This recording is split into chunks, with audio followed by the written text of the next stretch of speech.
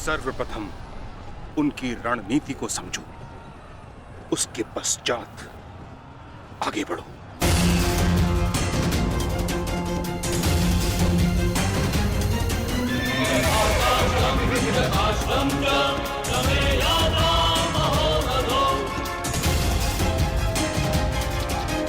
जितना सरल ये दिख रहा है, ये उतना सरल होना नहीं चाहिए। कुछ तो गड़बड़ है।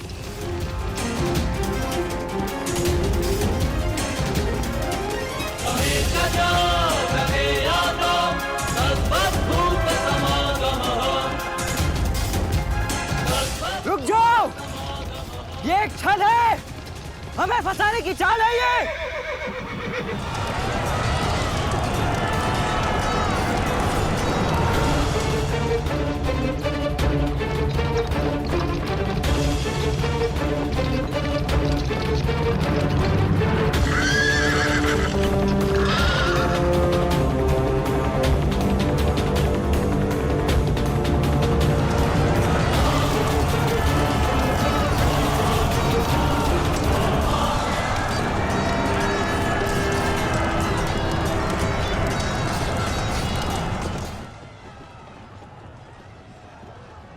दुशासन और अश्वत्थामा अपनी सेना को लेकर कौरव सेना से अलग हो गए हैं महाराज।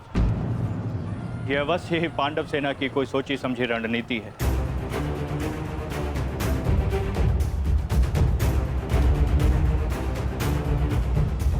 आत्मसमर्पण कर दो युधिष्ठिर। हो सकता है ज्येष्ठ तुम्हें जीवन दान दे दे।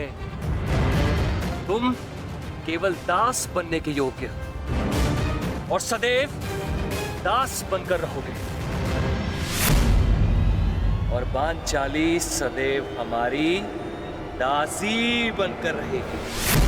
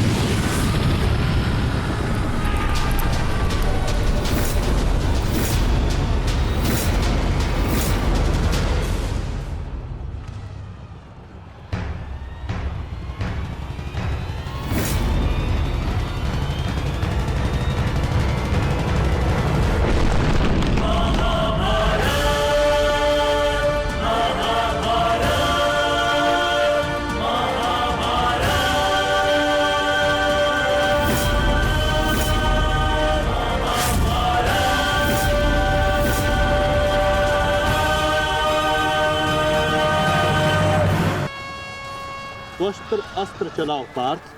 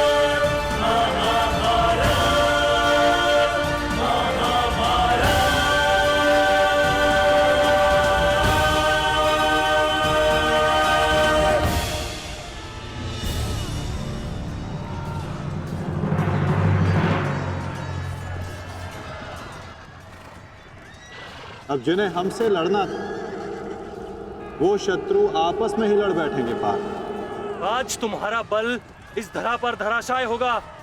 भीम, अर्जुन,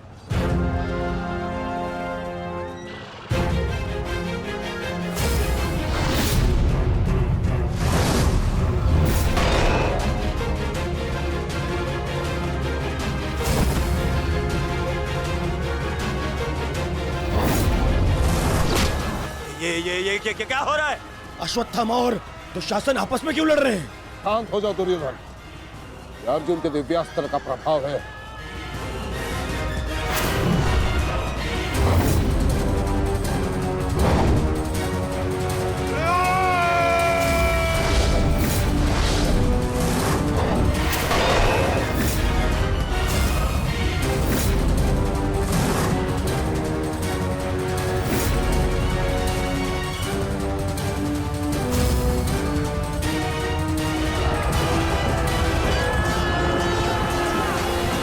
राजकुमार अर्जुन ने त्वस्तर अस्त्र का प्रयोग किया है महाराज।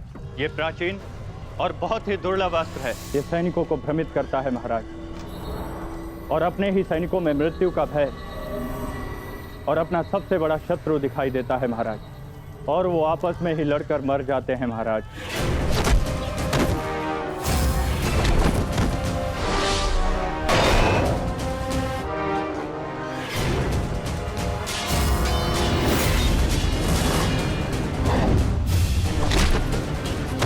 हाँ भाई, आप युवराज की सुरक्षा के लिए यही उपस्थित रहिए। मैं शीघ्र आता हूं।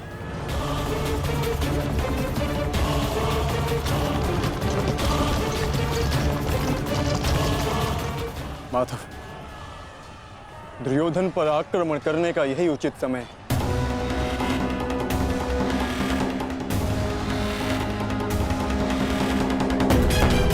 अंतिम प्रहार का समय आ गया है। सारथी,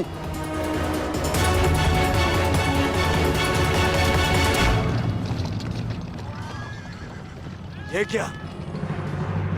चारों पांडव सीधे हमारी ओर बढ़ रहे हैं।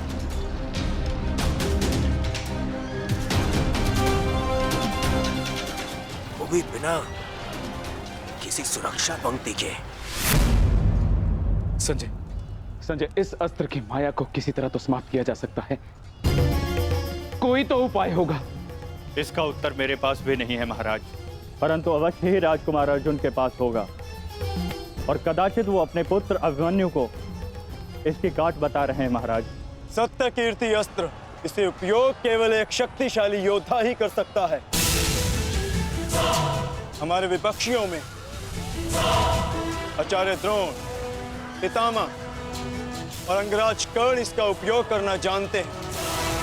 कर्ण तो युद्ध में सम्मिलित नहीं, और आचार्य द्रोण और पितामह को इनकी रक्षा करने के लिए पहुंचने में समय लगेगा, इसलिए हम इसका लाभ उठा सकते हैं।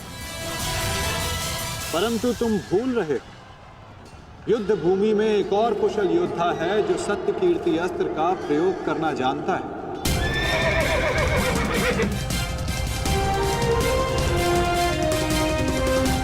और उसको रोकना अति आवश्यक है।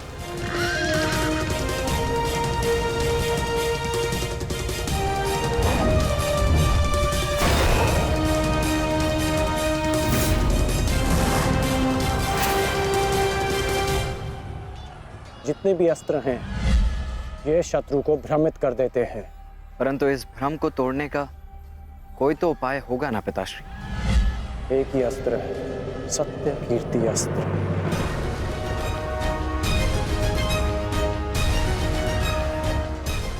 ओम सत्यार्थम, ओम कीर्त्यार्थम, ओम नमो नमो नमो सत्य कीर्ति अस्त्राय नमः।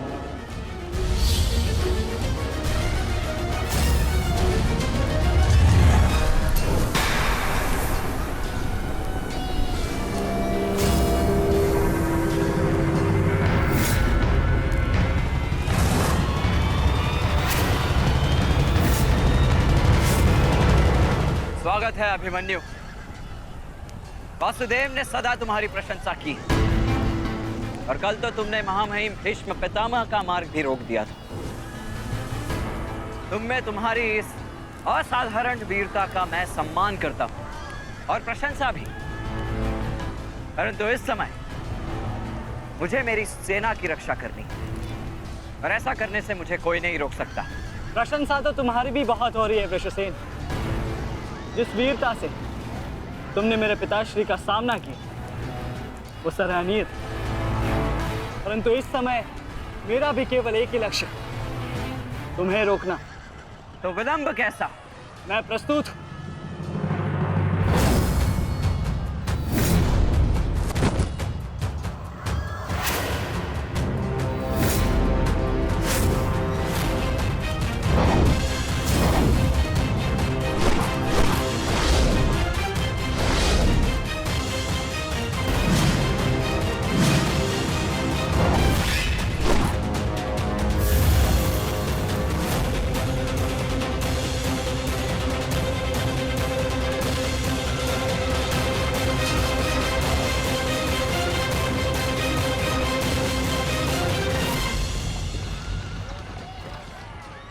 मैं गुरु द्रोण को रोकता हूँ। नहीं अर्जुन, गुरु द्रोण का सामना मैं करता हूँ, तुम आगे बढ़ो। नहीं भ्राताश्री, दुर्योधन के समर्पण की पुष्टि करने के लिए आपका वहां होना अति आवश्यक है, और जो इसमें सक्षम है वो है भ्राता भीम। पितामह को केवल भ्राता अर्जुन ही रोक सकते हैं। आप सब लोग आगे बढ़िए, हम गुरु द्रोण को रोकते हैं। सारथी, शीघ्रता करो।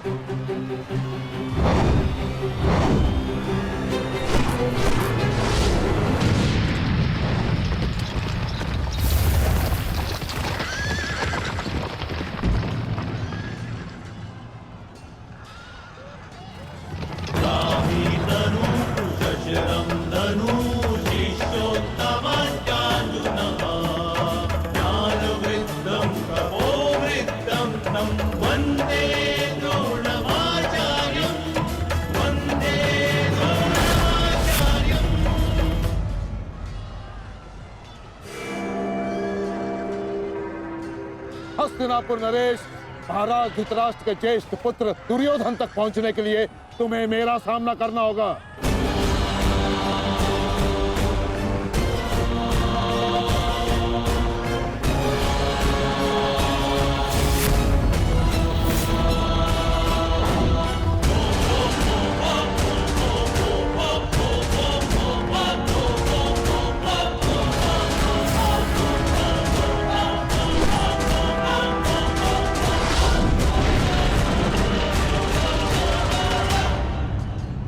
अद्भुत अर्जुन, मुझे गर्व है तुम पर। माना कि भ्राता अर्जुन आपके प्रिय है, परंतु हम भी आपके शिष्य हैं गुरुदेव। अपने साथ बंद करने का अवसर हमें भी प्रदान करें। अवश्य पुत्र, परंतु स्मरण रहे एक क्षण तुम्हारे समक्ष तुम्हारे गुरु द्रोण खड़े हैं। बंद इतना सरल नहीं होगा, स्मरण रहे। हमारे गुरु ने हमें कठिन कार्यों को साधने की पूर्ण शिक्षा दी है गुरुदेव। तो सावधान नकुल।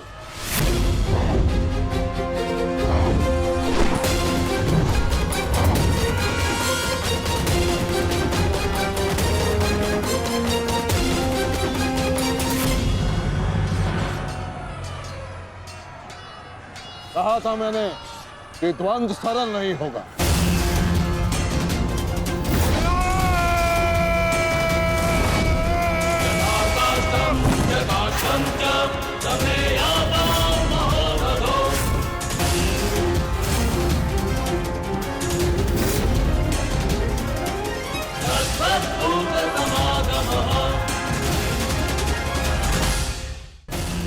पहले मैं आपसे द्वंद्व करूंगा गुरुदेव।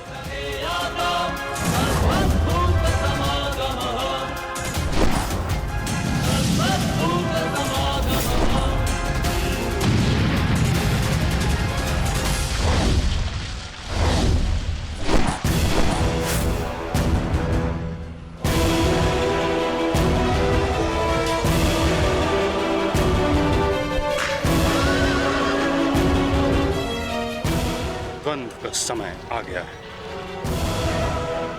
हमें पूरी शक्ति के साथ उनके साथ द्वंद्व करना होगा।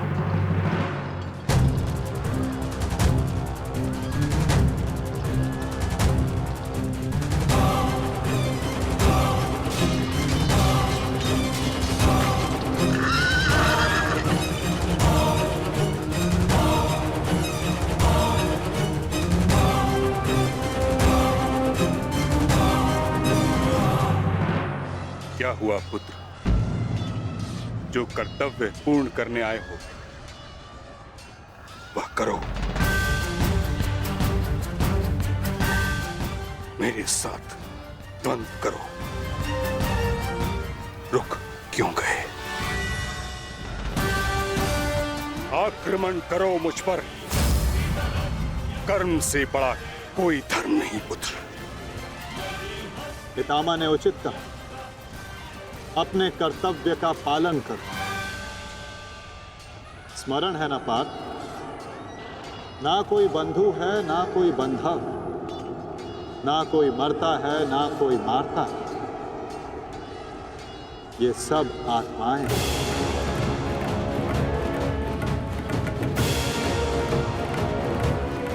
हम सब निमित्त मात्र हैं पार्थ। अब किस अवसर की प्रतीक्षा कर रहे हो? अवसर तो तुम्हारे समक्ष खड़ा है पार्थ।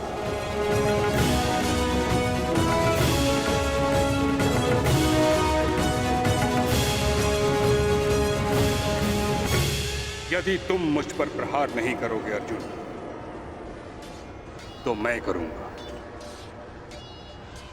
और तुम्हें तुम्हारे कर्तव्य से अवगत कराऊंगा।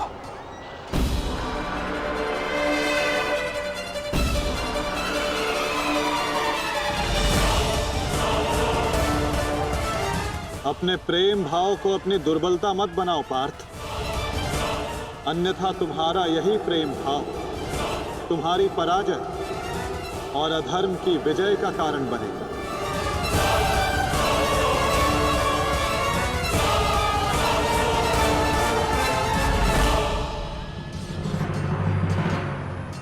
शस्त्र उठाओ पार्थ, प्रहार करो अपने शत्रु पे, प्रहार करो पार्थ।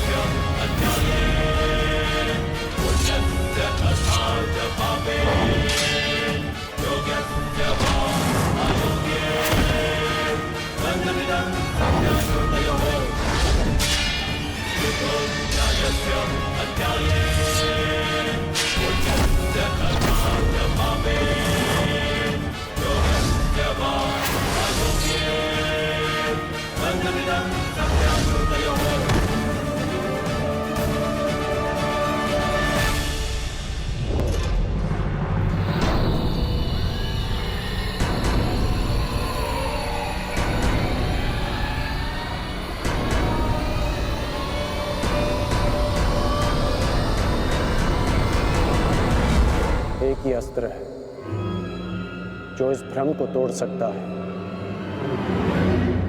सत्य कीर्ति अस्त्र।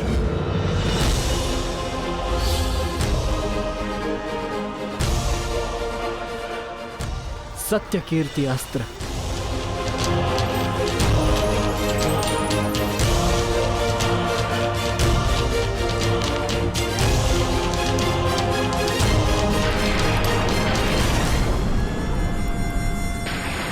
मुझे अपने कर्तव्य का पालन करना ही है। तुम भी अपने कर्तव्य का पालन करो मित्र। हम दोनों को कोई नहीं रोक सकता।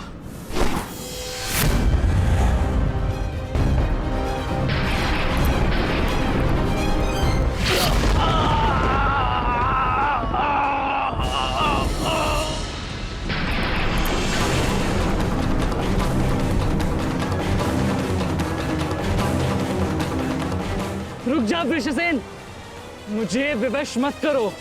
मैं केवल वो कर रहा हूं जो मेरे वश में है।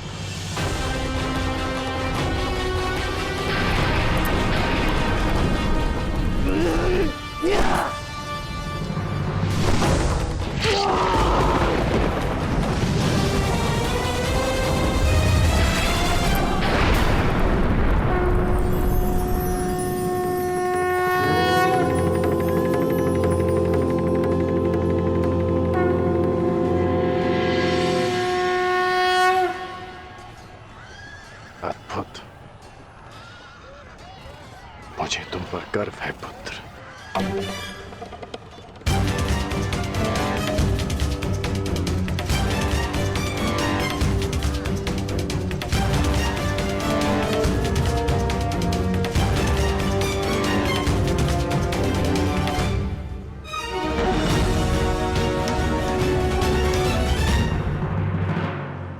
सूचना है, बताओ। अंगराज, मैं वो बताओ मुझे। कुमार ऋषेण। क्या हुआ ब्रुसेन को? बोलो। युद्ध में बुरी तरह घायल हुए हैं।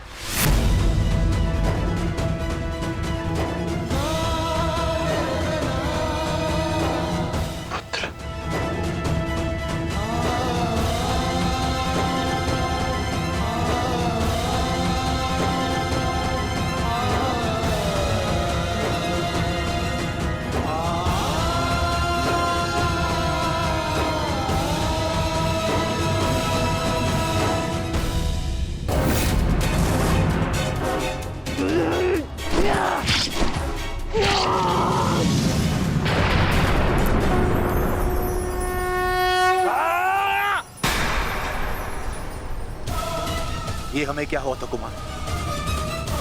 हम एक दूसरे पे क्यों प्रहार कर रहे थे? अवश्य कोई माया थी जिसका अंत हुआ। आओ आओ, शत्रु हमारे प्रहार की प्रतीक्षा कर रहा है। चलिए कुमार।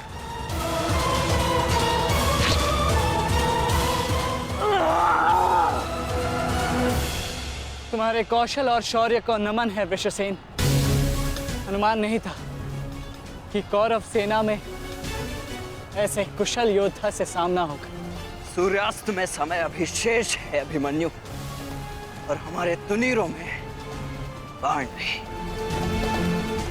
तो समय व्यर्थ ना करते हुए द्वंद्व आरंभ करें। तो मैं प्रस्तुत हूं योद्धा।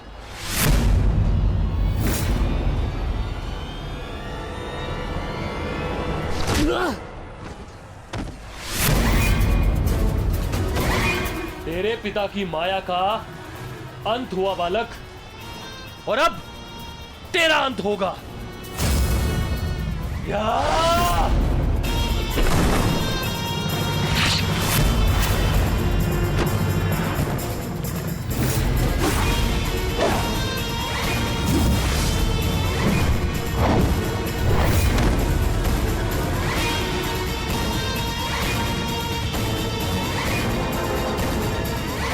हार तब नहीं होती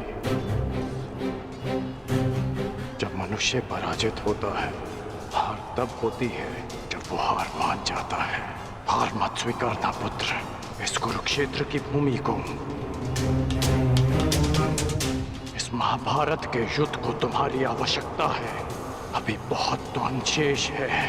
उठो, अपने क्रोध को, अपने साहस को, अपने विश्वास को एकत्रित करो। उठो और युद्ध करो। उठो पुत्र, उठो पुत्र, उठो पुत्र।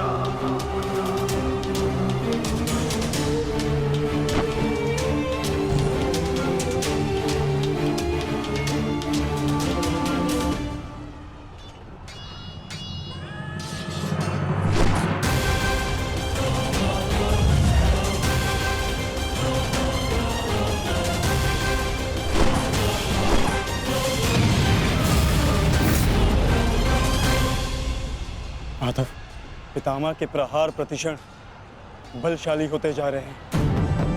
हम उन्हें बहुत समय तक रोक नहीं पाएंगे। रोकना तो पड़ेगा पार्थ। जितना समय तुम इन्हें रोकोगे उतना समय भीम को मिलेगा कि वो दुर्योधन को परास्त कर युधिष्ठिर के समक्ष आत्मसमर्पण करने को विवश कर सके।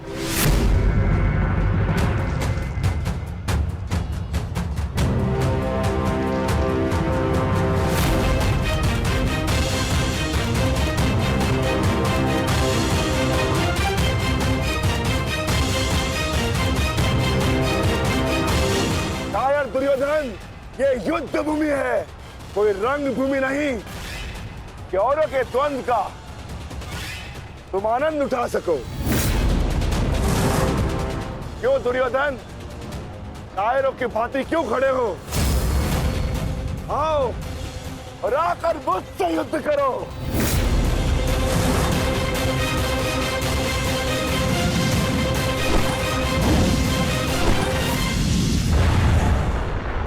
गंगापुत्र, शीघ्रता कीजिए। अर्जुन आपको द्वंद्व में उलझा रहा है।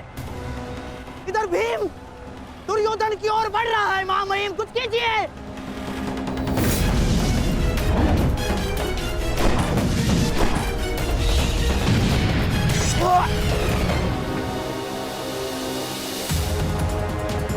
साथी,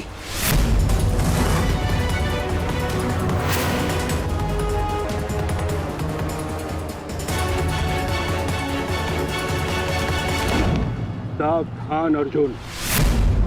या तो तुम युद्ध करना भूल गए हो या फिर तुम्हें युद्ध करने का साहस नहीं है। दुर्योधन नहीं, नहीं दुर्योधन, भीम तुम्हें उकसा रहा है। द्वंद्व में मत फंसना। उचित कहा मामाश्री। मेमनों के आखेट के लिए से आगे नहीं बढ़ते, बस होगे भीम के लिए तो मेरी कलिंग की सेना ही पर्याप्त है। कलंक के वीरों, आक्रमण करो और इसको बंदी बना लो। जाओ।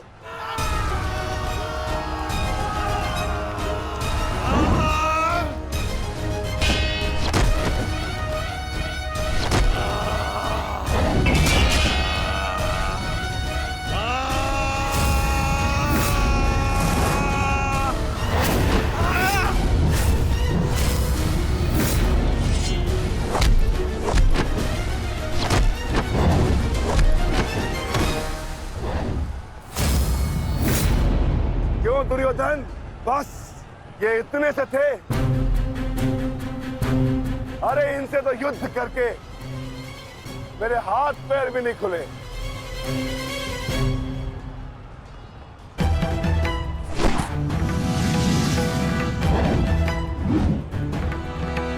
आप नियम भंग कर रहे हैं आचार्य। आप एक साथ दो पर आक्रमण नहीं कर सकते। स्मरण रहे कि युद्ध के नियम के अनुसार दो योद्धा एक योद्धा पर आक्रमण नहीं कर सकते,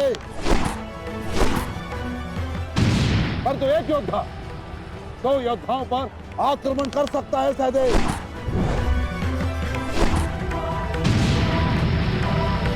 क्या करें नकुल, कुछ करना होगा। हमें गुरु द्रोण को रोककर अधिक से अधिक हमें भ्राता भीम को देना होगा। युद्ध सभा में चीख चीख कर अपने पौरुष का बखान करने वाले एक नपुंसक के भांति क्यों खड़े हो? अब किसे लाओगे अपनी ढाल बनाकर? ये विकोदर भीम तुम्हारी हर ढाल को तोड़कर तुम्हारा अंत करेगा। मैं तुम्हारे प्राण लेकर रहूंगा कायर दुर्योधन।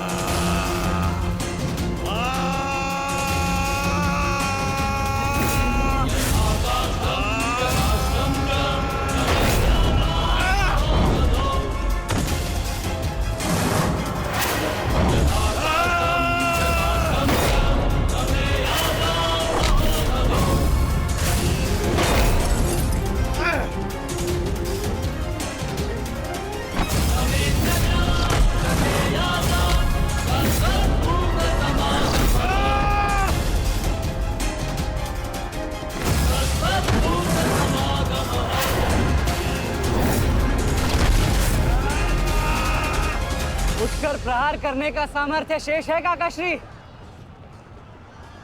या पराजय स्वीकार करते हैं? जय और पराजय की चुनौती बराबरी के योद्धाओं को दी जाती है बालक। प्रतीत होता है कि अभी तक तुम्हें कोई समर्थ योद्धा नहीं मिला।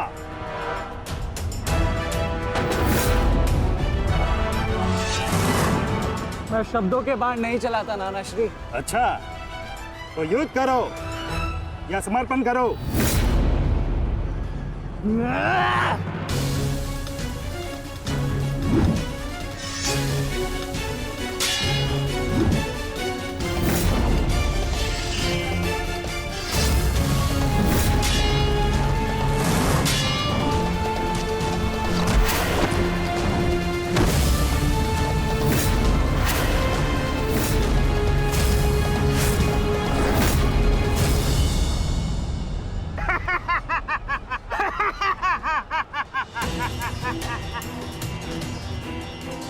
क्या हुआ, थक गए?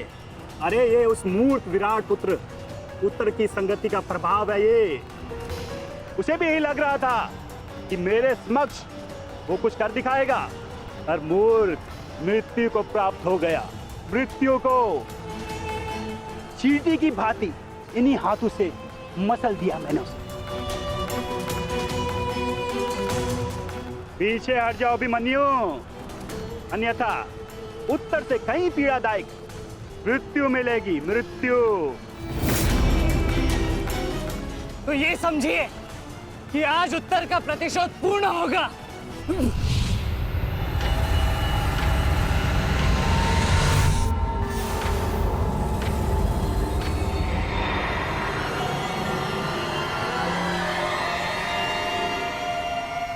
फिर से मूर्खता कर रहे हो अभिमन्यु? मेरी शक्तियों के बारे में ज्ञात नहीं है। शत्रु का क्रोध मुझे और बलशाली बनाता है, बलशाली।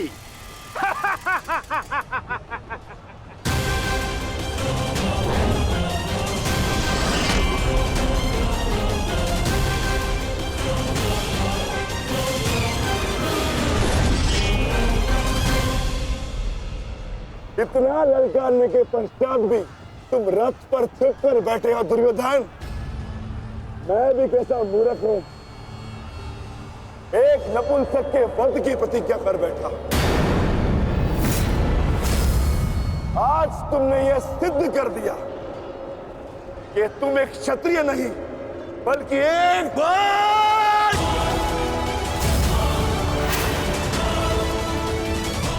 बहुत हो गया। सावधान! क्रोध से भरे कुमार भीम अब युवराज दुर्योधन की ओर बढ़ रहे हैं महाराज। मेरा दुर्योधन किसी संकट में तो नहीं ना? कहीं ऐसा तो नहीं कि भीम युद्ध के दूसरे दिन ही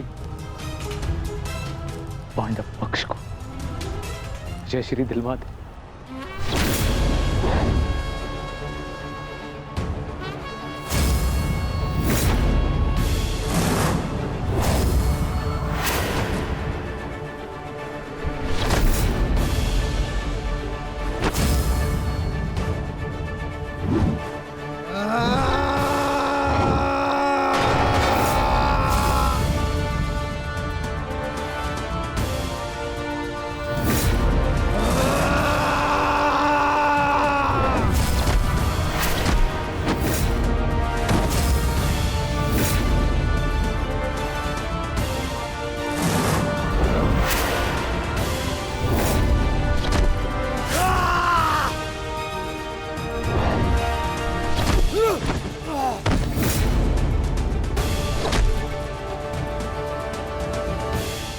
दुर्योधन मारो!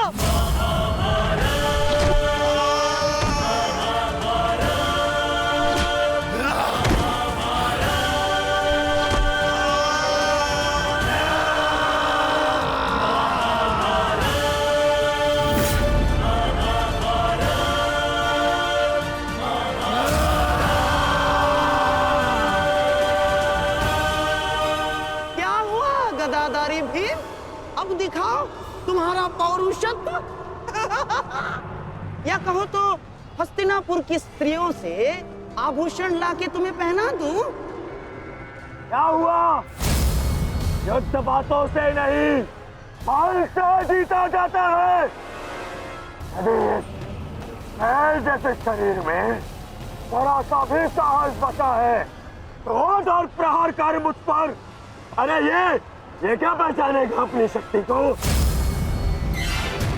इसे कैसे मैंने वस्त्र और आभूषण रहित करके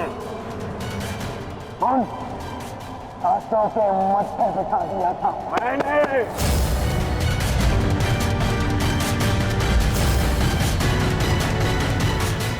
कदाचित ये भी भूल गया है कि कैसे मैंने बड़ी सभा में उस दासी द्रौपदी को उसका उचित स्थान दिखाया था।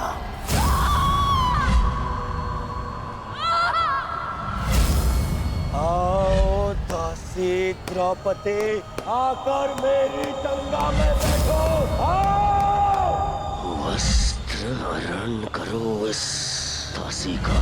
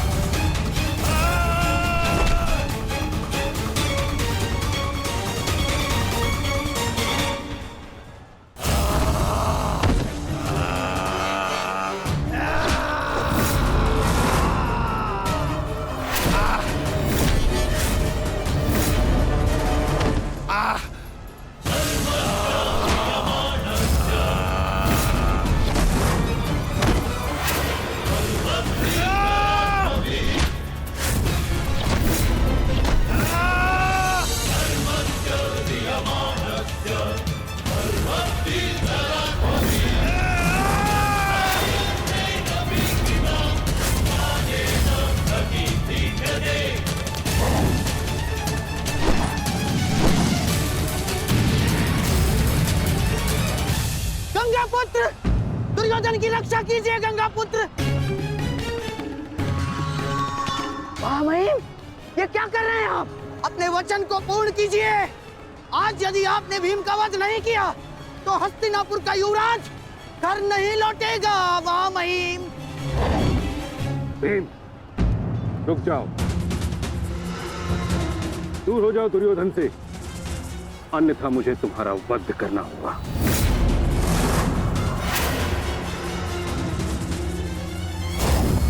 सावधान पितामह, यदि आपने भ्राता भीम पर प्रहार किया तो मुझे विवश होकर आप पर बाण संधान करना होगा। हट जाओ भीम। क्षमा चाहता हूं पितामह, आप अपना वचन पूर्ण कर रहे हैं तो मुझे भी अपनी प्रतिज्ञा का मान रखना है। आज मैं इस दुर्योधन का वध तो करके ही रहूंगा, चाहे इसके लिए मुझे स्वयं के प्राण क्यों न गंवाने पड़े।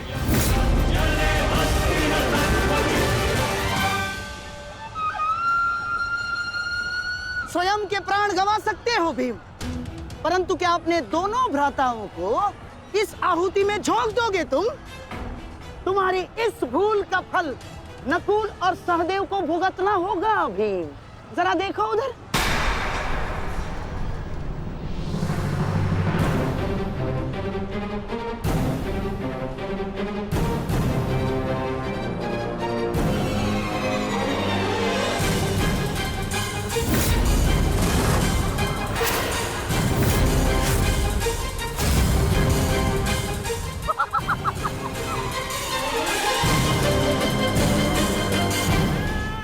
पिताश्री,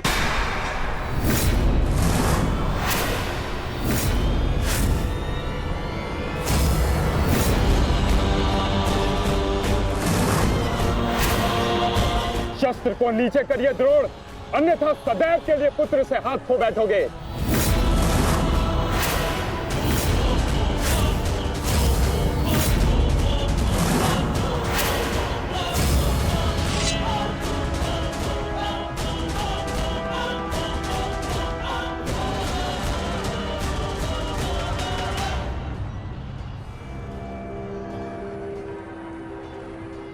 दुर्योधन, तेरा अंत आ गया है। तुम्हारे पास दो विकल्प शेष है दुर्योधन। या तो देश युधिष्ठिर के समक्ष आत्मसमर्पण करो, अपनी सेना को पीछे हटने का आदेश दो, या फिर अपने प्राण यमराज को समर्पित करो।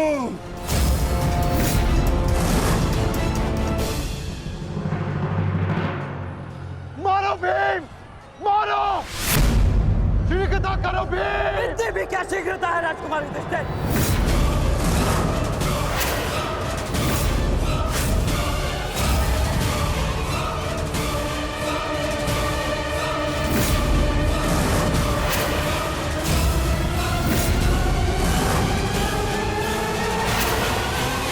दो विकल्प शेष है दुर्योधन।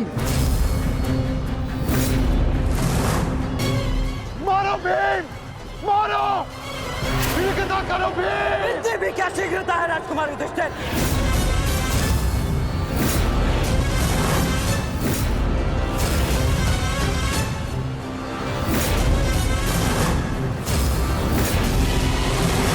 पीछे हट जाइए विकोदर भीम, अन्यथा मूल्य अपने ज्येष्ठा के प्राण देकर चुकाने होंगे। नहीं भीम, नहीं, मेरी चिंता मत करो, अपना वचन पूर्ण करो। ऐसा अवसर दोबारा नहीं मिलेगा अनुज। मत करो इस दुर्योधन का। पांचाली के अपमान का प्रतिशोध दो भीम, मारो इस दुर्योधन को। एक बार पुनः सोच लीजिए, अवसर दोबारा मिल सकता है, परंतु ज्येष्ठ के प्राण दोबारा नहीं लौटेंगे। मारो भीम, मारो।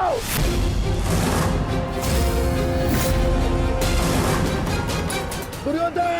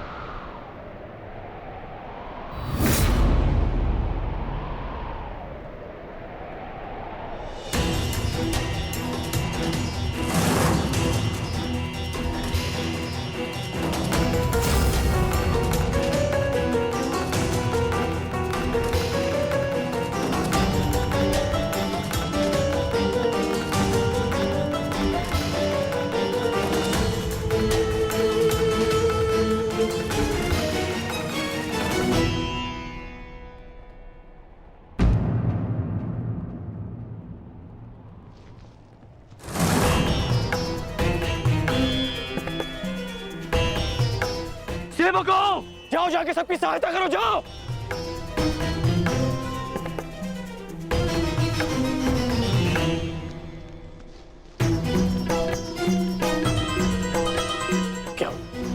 क्या हुआ?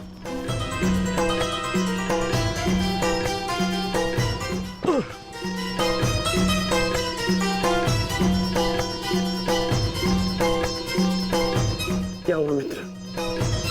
आज हम ये युद्ध हारने ही वाले थे मित्र। उस भीम ने मेरा वध कर ही दिया था, परंतु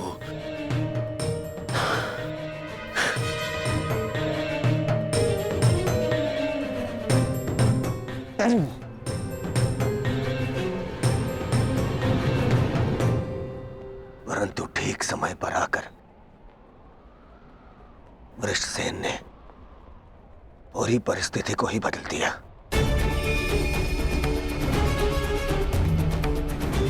वीर वृषसेन ने आज न केवल मेरे प्राणों की रक्षा की,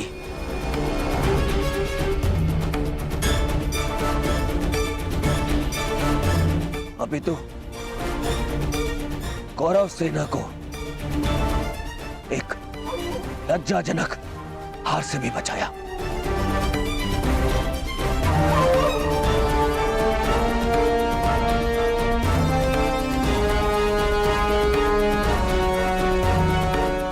मैं गर्वित हूं तुम्हें अपनी सेना में पाकर पुत्र, गर्वित हूं मैं।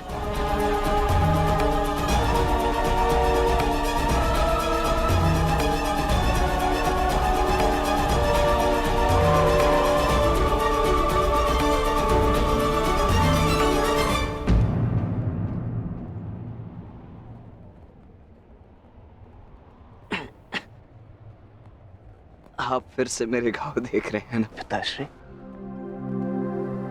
और मैं फिर से यही कहूंगा, चिंता मत कीजिए। आज का युद्ध समाप्त हुआ और युद्ध भूमि में जो कुछ भी हुआ उसे भुला देना ही श्रेयस्कर है। अपितु उन बाधाओं को समझने का प्रयास करना चाहिए जो हमें विजयश्री बनने या प्राप्त करने से रोक रही है।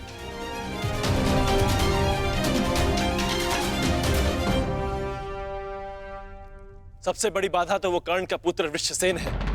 आज दूसरे दिन भी उसने दुर्योधन का अंत होने से बचा लिया। दुर्योधन के वध होने के पश्चात वृषसेन को अपने मार्ग से हटाना अति आवश्यक है। कुछ नहीं होगा आपके पुत्र को, और आपका पुत्र आपके मित्र को भी कुछ नहीं होने देगा।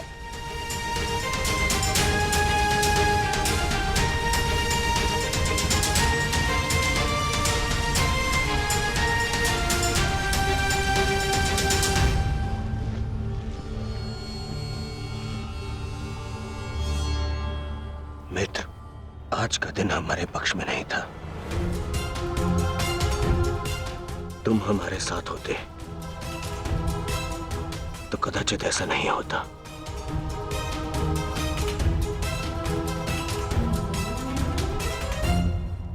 आज युद्ध भूमि में कौरव केवल धर्मराज युधिष्ठिर का वध करने का प्रयत्न करते रहे, और कल हम दुर्योधन को अपना लक्ष्य बनाएंगे।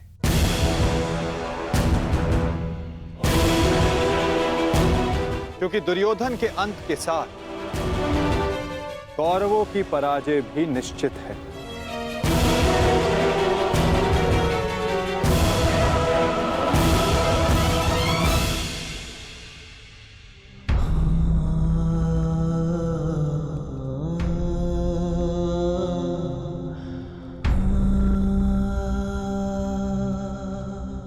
पुत्र,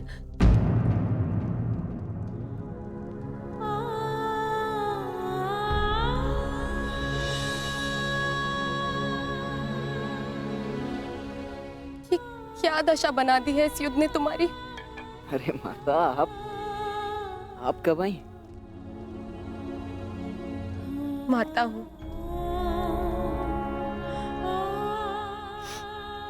पुत्र को घाव लगता है तो माता को आभास हो ही जाता है। मेरे मन ने कहा कि मेरा पुत्र संकट में है, दौड़ी चली आई।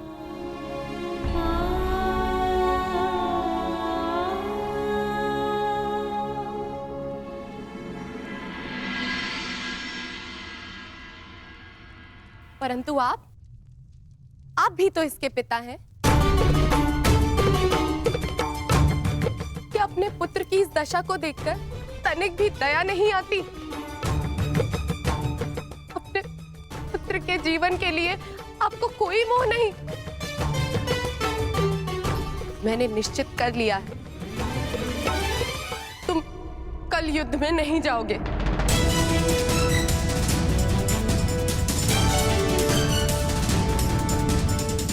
परंतु माता, मैंने कहा ना, ये मेरा अंतिम निर्णय है। पिताश्री, ये तुम्हारे अतिरिक्त कौरव सेना में और भी कुशल योद्धा है। निश्चित रूप से कौरव सेना में कुशल योद्धाओं की कमी नहीं है पिताश्री, परंतु वृषसेन वो उन सबसे भिन्न है। उसकी सोच, उसकी प्रतिभा, उसका तेज प्रशंसनीय है। उससे द्वंद करते समय मैंने बहुत कुछ सीखा। यदि वो कौरव के पक्ष में ना होता तो निश्चित रूप से मेरा अभिन्न मित्र होता।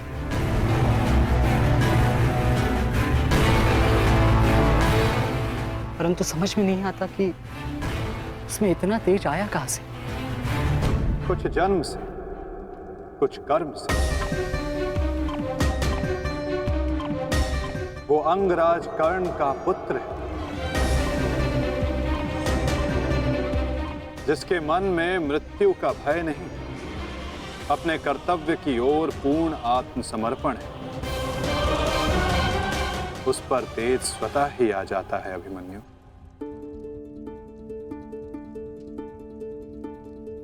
मैं अपने कर्तव्य से मुख नहीं मोड़ सकता माता, क्षमा चाहता हूं। आप मुझसे मेरे प्राण भी मांगेंगी तो मैं अभी अपना शीश काटकर आपके चरणों में रख दूंगा, परंतु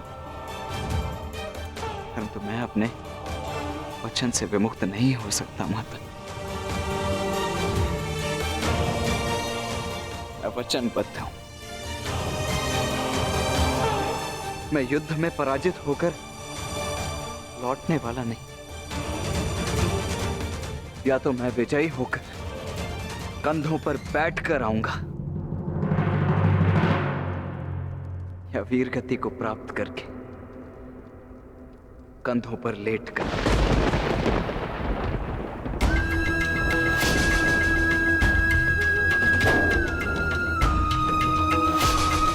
ये आपका पुत्र क्या बोल रहा है? अब आप सुन रहे हैं ना? मैं आपसे हाथ जोड़कर विनती करती हूँ स्वामी, रोकिए इसे। ऐसा कैसे होने दे सकते हैं? कुछ कीजिए। करना तो तुम्हें है सुप्रिया, ममता और कर्तव्य में संतुलन करना है। तुम एक योद्धा की माता हो, तुम्हें अपने हृदय को कठोर बनाना होगा। मेरी अनुपस्थिति में हमारा पुत्र इस महायुद्ध में अत्यंत मुख्य भूमिका निभा रहा है। मुझे उस पर गर्व है, और तुम्हें भी होना चाहिए सुप्रिया। युद्ध में पीछे हट जाने वाले वृषसेन का पिता होने से अधिक युद्ध में बलिदान दे देने वाले वृषसेन का पिता होना अधिक श्रेष्ठकर समझता हूं।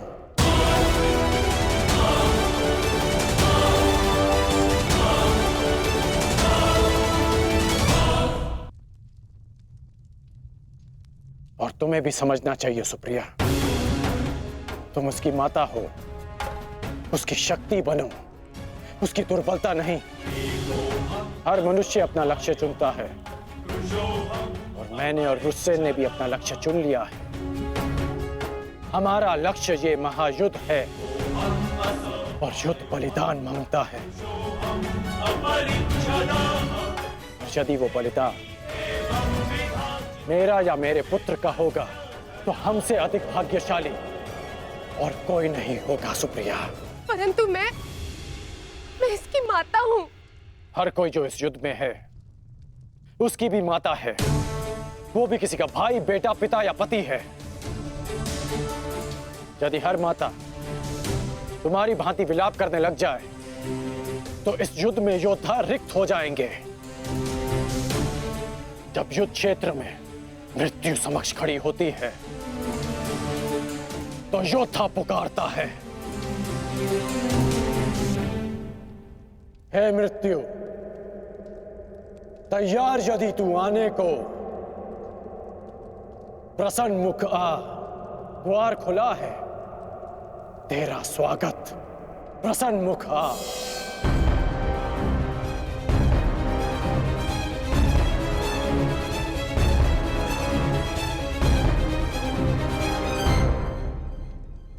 तू महायोद्धाओं के समक्ष एक दुर्बल माता कैसे जीत सकती है? यदि आपने निर्णय ले ही लिया है तो ठीक है, किंतु एक बात स्मरण रखना, यदि मेरे पुत्र को कुछ भी हुआ तो उसके उत्तरदायी आप होंगे, और इसके लिए मैं आपको कभी क्षमा नहीं करूंगी।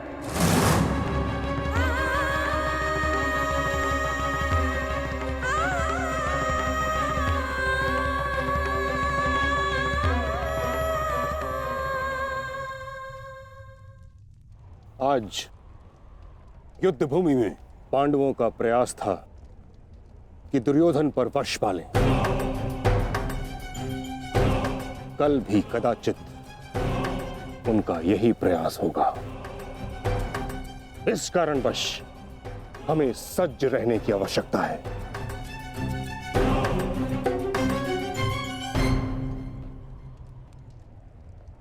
कल हम गरुड़ व्यूह की रचना करेंगे और इस व्यूह का नेतृत्व स्वयं मैं करूंगा। गरुड़ की आंख के स्थान पर मेरा रथ होगा। उसके एक पंख पर गुरुद्रोण आप और दूसरे पंख पर अश्वत्थामा, मध्य में मद्रराज शैल्य और युवराज दुर्योधन अंतिम रेखा पे रहेंगे। कुशल योद्धाओं का दल उनका सुरक्षा चक्र बनकर रहेगा और किसी भी मूल्य पर यह सुरक्षा पंक्ति टूटनी नहीं चाहिए। ये लीजिए, ये नई रणनीति लाए। पितामह, आपकी अब तक कोई भी रणनीति सफल तो हुई नहीं है। ऐसा ना हो कि आपकी ये रणनीति भी असफल रहे। ऐसे मत देखिए, कुछ अनुचित कह रहा हूं, सत्य कह रहा हूं। अब तक आपकी किसी भी रणनीति का कोई भी वास्तविक लाभ हमें नहीं मिला है। आज जो घटित हुआ है और जो घटित हो सकता था, मैं जानता हूं। अरे सेना को छोड़िए, आप तो मेरी सुरक्षा का कर्तव्य, अपने युवराज की सुरक्षा का कर्तव्य भी पूर्ण नहीं कर पाए। हे पितामह, अब मुझे आप पर विश्वास नहीं रहा पितामह।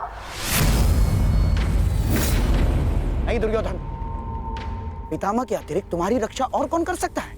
मैं करूंगा, मैं करूंगा।